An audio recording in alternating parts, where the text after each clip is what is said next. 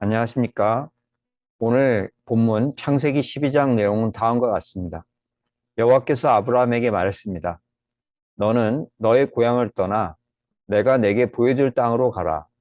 내가 너로 큰 민족을 이루게 하겠다. 너 때문에 모든 족속이 복을 얻을 것이다. 이 아브라함이 하란을 떠났는데 그때 나이가 75세였습니다. 가나안의 세겜에서 여호와는 아브라함에게 나타나셔서 이 땅을 내 자손에게 주리라 약속하셨습니다. 아브라함이 그곳에 제단을 쌓았습니다. 그러나 가나안의 기근이 심하여서 아브라함은 애굽으로 내려가게 됩니다. 아브라함은 사레에게 당신은 아름다워서 애굽인들은 남편인 나를 죽이고 당신을 뺏을 것이요. 그러니 당신은 나를 오라비라 부르시오 하였습니다. 사레의 아름다움은 애굽에 소문이 났고 애굽 왕이 그를 후궁으로 취하였으며 아브라함에게는 양과 소와 노비를 선물로 주었습니다. 그러나 여호와는 이 일 때문에 왕에게 재앙을 내렸습니다. 왕은 아브라함을 불러 그의 거짓을 꾸짖었고 사례를 돌려 보내었습니다. 오늘 본문에 대하여 세 가지를 묵상하겠습니다. 첫 번째, 본문에서 무엇을 볼 수가 있습니까? 고향, 친척, 집을 떠나라는 말씀이 보입니다. 하나님은 아브라함을 그의 고향 메소포타미아에서 떼어내십니다. 익숙한 환경에 있던 아브라함을 낯선 환경으로 이끄십니다. 왜 이렇게 하신 것입니까? 하나님만 의지하도록 하기 위함입니다. 아브라함은 75년 동안 고향에서 잘 살아가도록 훈련되어 있었습니다. 생계 꾸릴 방법도 잘 알고 있고 형성된 인간관계들이 있어서 어려운 상황에는 그들을 통해 문제를 해결할 수 있었습니다. 다른 말로 하나님 없어도 잘 살 수 있는 것이 당시 아브라함 상태였습니다. 그런데 하나님은 그 모든 상황에서 아브라함을 떼어내셔서 한 번도 보지 못한 땅, 아는 사람 하나도 없는 곳, 편안히 있을 집도 없는 상황에 그를 두셔서 그가 의지할 수 있는 모든 것들로부터 끊어내셨습니다. 그래서 아브라함은 매사에 하나님을 의지해야 하는 상태에 놓였습니다. 그렇다면 어떻게 해야 하겠습니까? 믿는 자는 점점 주님만 의지하는 상태로 가게 됨을 알아야 하겠습니다. 하나님이 아브라함 인생을 인도하신 모양으로 우리 성도들도 주만 의지하도록 인도하실 것입니다. 하나님 외에 우리가 의지했던 것들은 점점 손에서 놓도록 이끄실 것입니다. 가진 재물을 의지했고, 부모를 의지했고, 친구를 의지했고, 육체의 힘을 의지했고, 명석한 두뇌를 의지했던 성도들은 점점, 야, 내가 이것들을 의지할 수가 없구나 깨닫게 하실 겁니다. 그래서 결국엔 제가 의지할 것은 주밖에 없습니다 고백하게 하실 것입니다. 두 번째 본문에서 무엇을 볼 수가 있습니까? 내게 보여줄 땅으로 가라는 말씀입니다.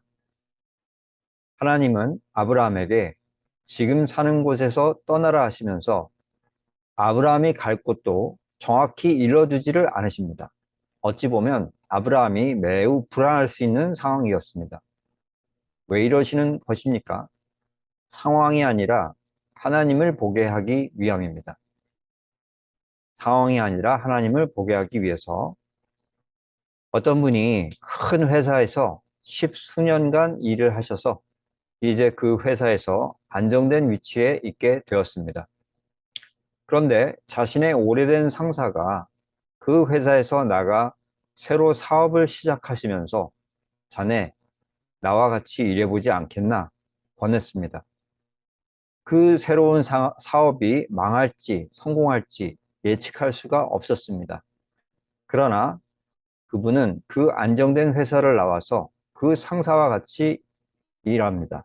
왜냐하면 그 상사를 오랫동안 옆에서 지켜보면서 야, 저 사람이라면 새로운 사업 잘 해낼 것이다 하는 믿음이 생겼기 때문입니다. 마찬가지로 아브라함도 자기 앞에 펼쳐질 상황이 불확실하였지만 자기와 함께 하실 하나님이 믿음직했기 때문에 그 막연한 길을 시작했던 것입니다. 그럼 어떻게 해야 합니까? 믿음은 하나님의 어떠하심으로 생긴다는 것을 알아야 하겠습니다. 믿음은 하나님의 어떠하심 때문에 생긴다.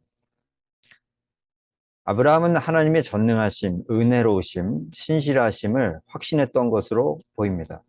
그것이 그의 믿음 있는 행동으로 드러났습니다. 우리도 마찬가지입니다. 하나님, 주께서 내 인생 어찌 인도하실지 모릅니다. 그러나 주께서 아들 예수 그리스도 내어 주실 정도로 저에게 선하신 것을 알고 있습니다. 그러니 주께서 지시하는 대로 따르겠습니다. 할 수가 있는 것입니다. 세 번째, 우리가 본문에서 무엇을 볼 수가 있습니까? 아브라함이 사례를 아내라고 말 못합니다. 아브라함은 이집트 사람들이 사례 때문에 자기를 죽일 것으로 예상해서 아내를 아내라고 말하지 못하고 있습니다. 왜 이랬던 것입니까? 하나님 말씀을 믿지 못했기 때문입니다. 오늘 본문에서 하나님은 아브라함아, 내가 너로 큰 민족을 이루게 하겠다. 땅의 모든 족속이 너로 말미암아 복을 얻게 하겠다 하셨습니다. 아브라함으로부터 이스라엘 민족이 나오고 그 이스라엘 민족을 통해 그리스도가 나오며 그리스도로 인하여 천하 만민이 죄 사함의 은혜를 받게 할 계획을 하나님께서 세워 두셨습니다. 하나님은 이 원대한 계획을 아브라함에게 약간 소개하셨던 것입니다. 만약 아브라함이 이 말씀을 정말 믿었다면, 내가 여기서 이집트 사람 손에 죽으면 내 후손도 당연히 없을 것이고 주님 말씀도 이루어지지 않을 것이다. 그러니 나는 여기서 죽지 않을 것이다. 생각할 수 있었을 것입니다. 그러나 유감스럽게 아브라함은 그 정도로 하나님 말씀을 신뢰하지는 못했습니다. 그렇다면 우리가 어떻게 해야 하겠습니까? 하나님의 계획을 좀 더 믿어드려야 하겠습니다. 고린도후서 2장 15절, 우리는 구원받는 자들에게나 망하는 자들에게나 하나님 앞에서 그리스도의 향기다 하셨습니다. 아브라함을 통하여 세상에 복을 전달하려고 하셨던 하나님은 이제 예수 믿는 우리를 통하여 세상에 구원의 복을 전달하시려고 합니다. 우리에게서 그리스도의 향기가 나게 하셔서 세상 사람들이 그리스도께 돌아오고 배우도록 하시는 겁니다. 따라서 우리는 아브라함처럼 최악의 상황을 예상하면서 두려워하지는 말아야 하겠습니다. 도리어 하나님께서 나를 통해 하실 계획이 있으시다. 그러니 이 어려움에서 나를 망하게 하실 리가 없다 하는 태도를 가져야 하겠습니다. 말씀을 정리합니다.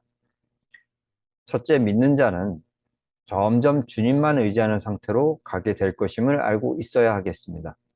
둘째로, 믿음은 하나님의 어떠하심 때문에 생긴다는 것도 알아야 하겠습니다.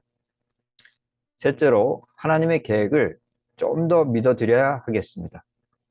오늘 말씀에 순종하는 우리 모두가 되기를 축원합니다.